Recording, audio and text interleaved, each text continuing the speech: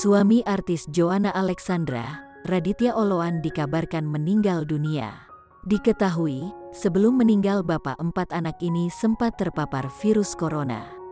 Namun pada tanggal 1 Mei tahun 2021, Joanna Alexandra ini mengabarkan kalau sang suami, Raditya Oloan telah dinyatakan negatif COVID-19.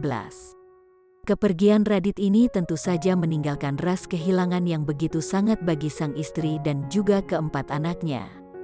Bahkan, Zerayah Moria Pinahas Panggabean yang merupakan anak kedua Radit ini nampak mengunggah sebuah postingan khusus untuk sang ayah di Instagram pribadinya @zerayahmoria pada Kamis, tanggal 6 Mei tahun 2021. Bocah laki-laki ini nampak memposting sebuah foto kebersamaannya dengan sang ayah ketika masih hidup.